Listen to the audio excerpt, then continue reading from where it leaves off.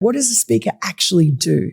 Well, the speaker in the modern era is different, I think, than it was probably in previous generations. There's always been a whip operation, but the way Congress has evolved now in the age of social media, when everyone can go online every 2 minutes and say what they're disgruntled about, I'm really as much a mental health counselor as I am a legislator, a policy director, because you got to do all these things simultaneously, and you have to deal with everyone with their individual preferences and peccadillos, and it's not always easy.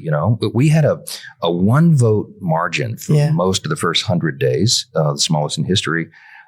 It would seemingly be an impossible set of circumstances, but look, I genuinely love everybody I serve with. I know what makes them tick. I know the dynamics of their districts. I know where their pressure points are, and I try to work every day to make everybody successful. To have them be of their highest and best use to the country and to their constituents. And that's the trick. And that's what we try to do every single day. And even Nancy Pelosi has nice things to say about you. So that says a lot. She's very kind. I try not to make enemies around here. I mean, we have bitter policy disputes and disagreements, but it's not personal. It shouldn't be.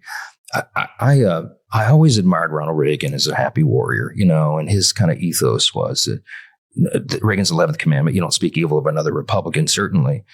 But he even was friendly with his political foes, right? And when he was his assassination attempt, when he got shot, famously the first person to meet him, go visit him in the hospital was Tip O'Neill, yes, who was the Democrat speaker at the time, and they didn't agree on hardly anything in policy, and they would have bitter disputes and debates about policy, but it wasn't personal, and they were still friends, and they would have a beer together after that, Man, I wish we could get back to that around here, because it's really important in a republic like ours to have a government of, by, and for the people.